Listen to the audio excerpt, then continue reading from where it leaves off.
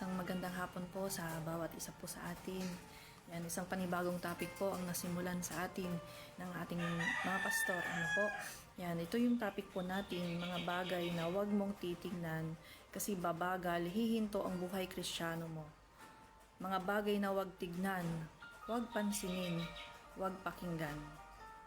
Yan. Dito po sa Romans chapter 4 verse 19. Yan, basahin po natin. Hindi nang hina ang kanyang pananampalataya kahit uugod-ugod na siya. Palibhasay, 100 taon na siya noon at ang kanyang namang asawang si Sarah ay baog. Ayan. Ito po yung tungkol po kay Abraham nung time na nangako ang Diyos sa kanya ng isang gagawin siyang ama ng sarinlahi. Ano po? Ayan.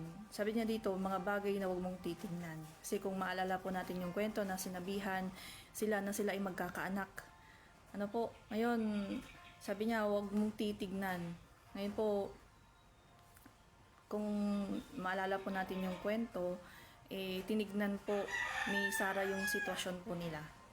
Kasi matanda na sila pareho. Ngayon, hindi sila magkakaanak. Ngayon, nakita nila na parang imposible yun na mangyari pa yung pinangako ng Diyos po sa kanila. Yun po, mga bagay na huwag titignan. Ibig sabihin, sitwasyon mo ngayon na huwag mo dapat tignan. Huwag mong tignan yung nangyayari sa paligid mo. Maging yung kalagayan mo. Huwag mong titignan. Bakit? Kasi babagal ang buhay Kristiyano natin. Hihinto ang buhay Kristiyano po natin. Mga bagay na huwag papansinin. Ano ba yung mga bagay na huwag nating papansinin? Sinasabi ng tao sa atin. Sinasabi ng tao sa paligid natin. Yung mga pangit na nababasa natin o mga bagay na naririnig natin, mga paninira or mga negative na comment sa atin o maging yung mga pangit na nangyayari o ginagawa natin or mga nagagawa po natin. Amen po. Ngayon, mga bagay na huwag papakinggan. Ito yung mga dapat na wag natin papakinggan, alin yung nararamdaman natin na alin na hindi maganda, na negative. Wag natin papakinggan yung mga bagay na naririnig natin sa paligid natin. Bakit? Kasi pahihintuin nito ang buhay Kristiyano natin. Pababagalin nito ang buhay Kristiyano po natin. Pahihinain tayo, papagurin tayo nito, pahihintuin ka. Babagal ang pagkakristyano mo. Amen po. Yun, palagi lang tayo kasing makakarinig ng pangit. Sitwasyon man, pangyayari, maging mga sasabihin sa atin na hindi maganda. Pero wag po tayo babase doon. Kasi sabi nga, babagal tayo. Hihinto yung pagiging Kristiyano po natin. Bakit? Kasi madidistract po tayo. Maalala natin kung nung si Pedro ay naglakad nakalakad siya sa ibabaw ng tubig. Yung tubig naging solid. Bakit? Kasi yung pananampalataya niya, pinanghawakan niya. Yung pananampalataya niya, yung pinakinggan niya. Hindi yung sa paligid niya. Pero pansinin po natin, nung time na napansin niya na, o tinignan niya yung malakas na hangin, yung alon sa paligid niya, pinansin niya, nung tinignan niya, unti-unti na distract po siya. Amen po, nawala yung focus niya. Kaya nga sinasabi po sa atin ng salita ng Diyos na kay Jesus lang tayo tumingin. Ano po? Ngayon, isa pa dito si Maria ng Betania. Naalala niyo po yon nung siya ay binuhusan niya ng pabango yung paanan ni Jesus. At binasag niya yung alabaster jar sa paanan ni Jesus para ibuhos sa paan ni Jesus. At anong ginawa po niya? Pinampunas po niya yung buhok niya.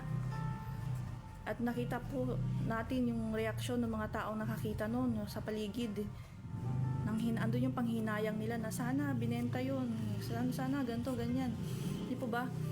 Pero alam niyo po, hindi pinakinggan ni Mary, ni Maria yung mga taong nasa paligid niya. Kundi pinakinggan niya yung gusto niyang gawin kay Jesus. Maalala din natin nung time na si Jesus ay dumalaw sa bahay nila Marta. Sa magkakapatid na ito.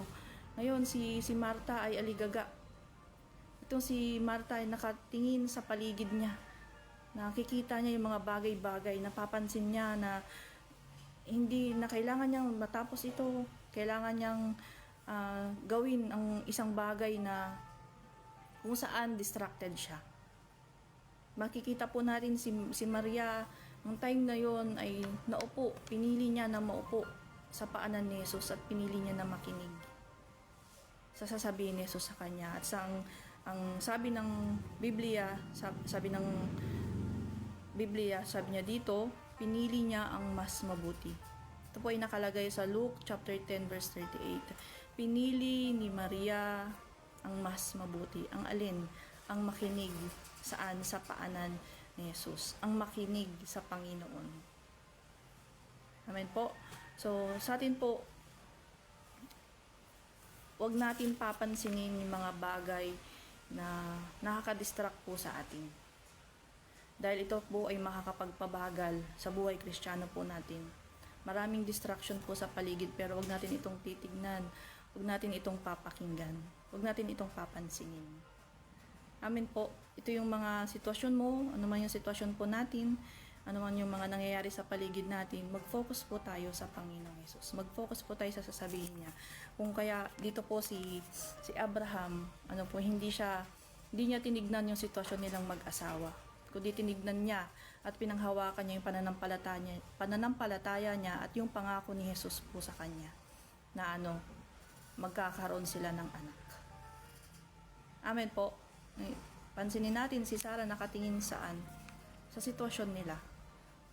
At napakinggan niya yung sarili niya na kung titignan mo nga naman, hindi talaga na pwede. Bakit kasi siya ay baog? Amen po ba? Doon po siya nakafocus. Pero si Abraham, nakafocus po siya doon saan? Sa pangako ng Diyos sa kanya. Nakafocus siya sa pananampalataya po niya. At yun ang pinanghawakan niya. At habang naghihintay siya, lumalakas siya. Amen po. Lumalakas siya. Ganun din po nung time na maalala natin nung si Noah ay pinagawa ng malaking bangka. Inutusan siya ng Panginoon na gumawa ng malaking bangka. Pero alam nyo, naniniwala ko habang ginagawa niya ito, marami siyang naririnig na comment ng mga tao sa paligid niya. Marami siyang naririnig na sinasabi ng tao sa kanya. Pero alam nyo, hindi po niya yung pinansin. Hindi po siya nagpa-distract doon sa mga sinasabi ng tao sa kanya. Bakit? Kasi alam niya kung sino yung nag-utos sa kanya. At alam niya kung ano yung ginagawa niya. At nakafocus po siya doon. Kaya nga sinasabi po sa atin ng Biblia na tayo po ay tumingin lamang kay Jesus. Huwag sa tao. Huwag sa paligid mo. Huwag sa nangyayari sa iyo. Huwag sa sitwasyon mo. Kasi manghihina tayo. Hihinto tayo. Amen po. Huwag tayong focus doon sa mga naririnig natin. Magpatuloy po tayo sa pagsunod natin sa Panginoong Hesus. Panghawakan po natin yung pananampalataya na mayroon po tayo. Amen po. Ayan. So yun lang po may share ko po, may dadagdag ko po sa topic natin sa linggo po na ito. Nalangin po tayo. Panginoon, sa oras pong ito, Panginoon, nagpapasalamat kami at tulungan niyo kami, Panginoon, na maging malakas palagi, na sumunod sa iyo, Panginoon. Tulungan mo kami na maging focus kami sa pangako mo, sa mga sinasabi mo sa amin.